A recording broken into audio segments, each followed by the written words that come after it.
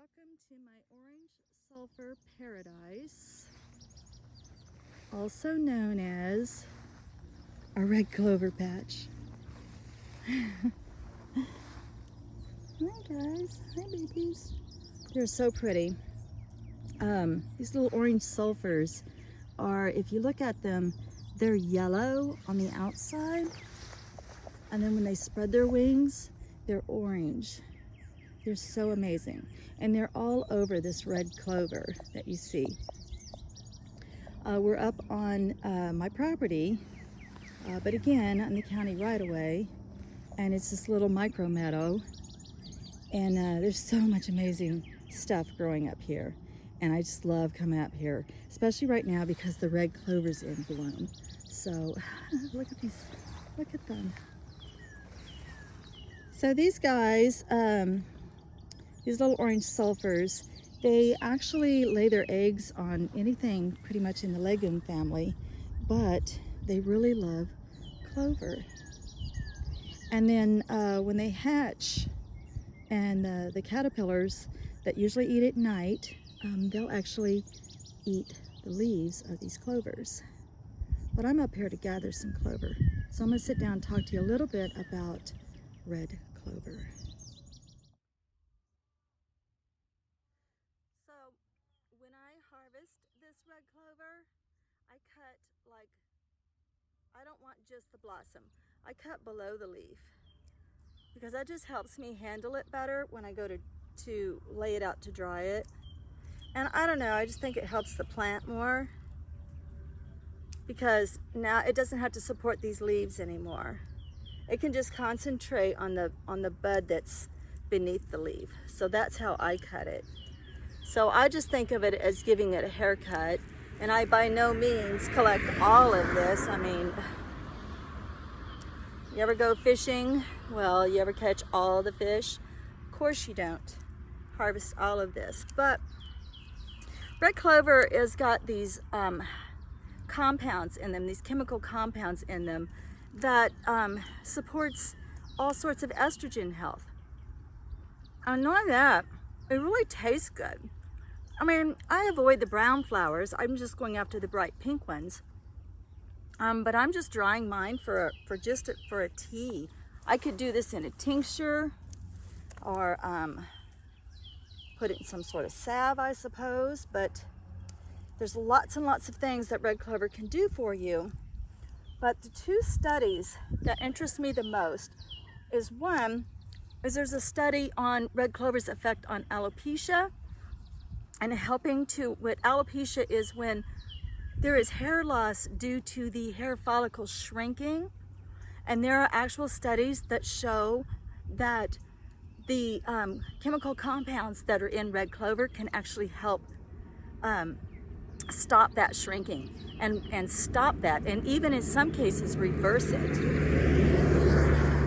So it's look that study up. It's pretty interesting about red clover. Now we're not talking about crimson clover. We're talking about, you know, actual red clover that you see in your yard all the time. And then the other study that really interested me was the one on osteoporosis.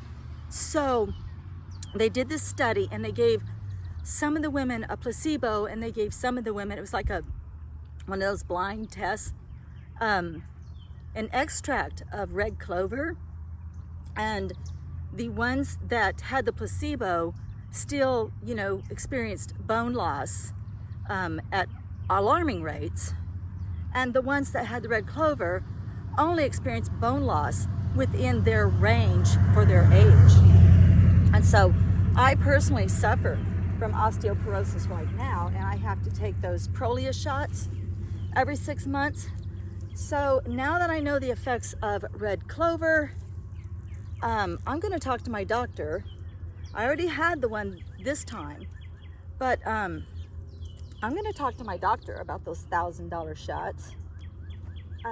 But it actually, if you can't afford it, there's a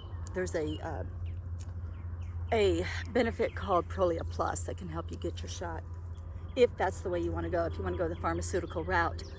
But there is no reason why you can't, you know, take some control of your own health. So if there are studies out there, then read them and find out for yourself and make those decisions together with your doctor. And don't overlook red clover. It's so easy to just pick it, dry it, and make a tea of it. My neighbors. Well, they're neighbors, they live down the road. They always see me up here. They know I'm always collecting something.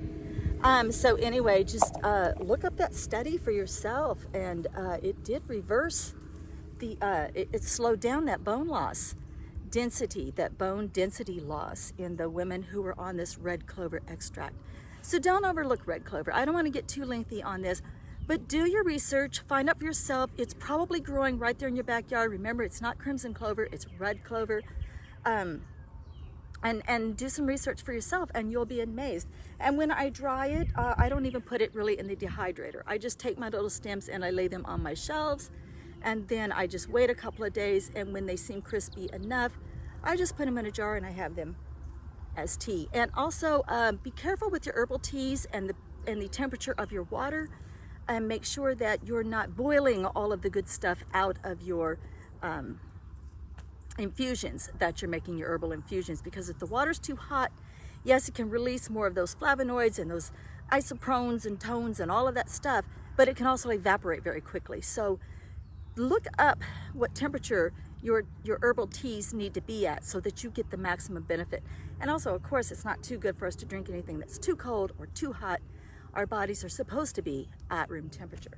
All right, guys, so check into some red clover, and if you know of a little patch, go out, share it, look for some sulfurs while you're doing it, say hello to them, and thank them, because they're your pollinators that give you this wonderful medicine that is usually found right in your own backyard. All right, guys, love and light, blessed be.